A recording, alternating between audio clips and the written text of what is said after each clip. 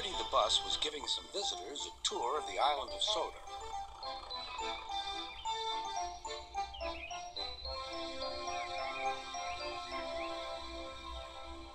It was their last afternoon, and Edward was preparing to take them to meet Bill and Ben. He found it hard to start the heavy train.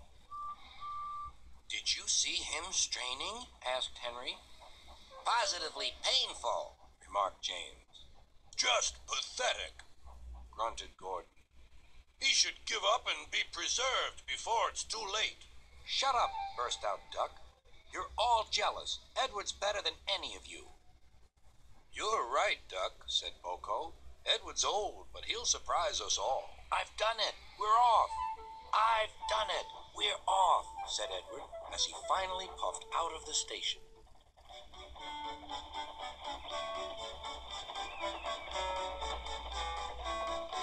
Bill and Ben were delighted to see the visitors. They loved being photographed. Later, they took the party to the China Clay Works in a brake van special.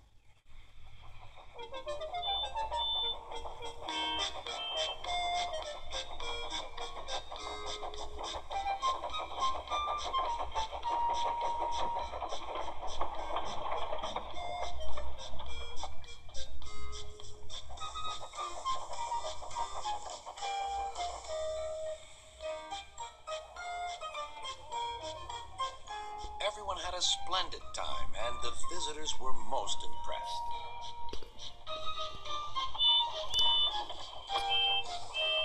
Then Edward took the visitors home.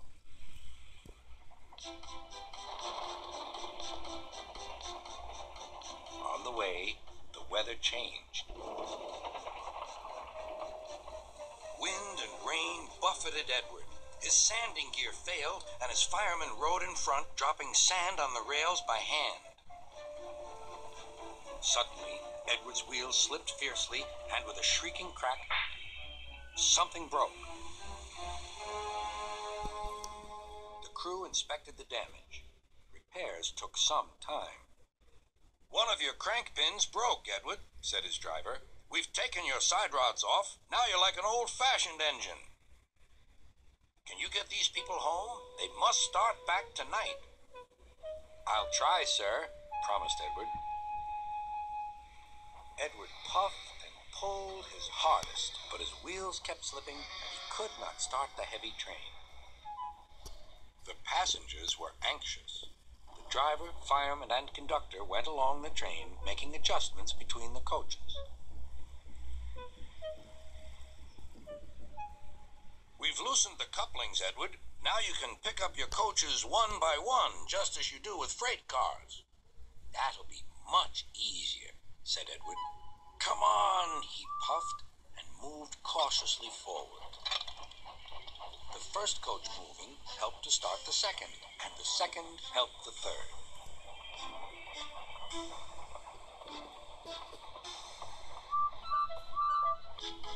"I've done it! I've done it!" puffed Edward. "Steady, boy," warned his driver. "Well done, boy. You've got them! You've got them!" And he listened happily to Edward's steady beat as he forged slowly but surely ahead. At last, battered, weary, but unbeaten, Edward steamed in. Henry was waiting for the visitors with the special train. Beep, beep. Sir Topham Hatt angrily pointed to the clock, but excited passengers cheered and thanked Edward, his driver, and firemen.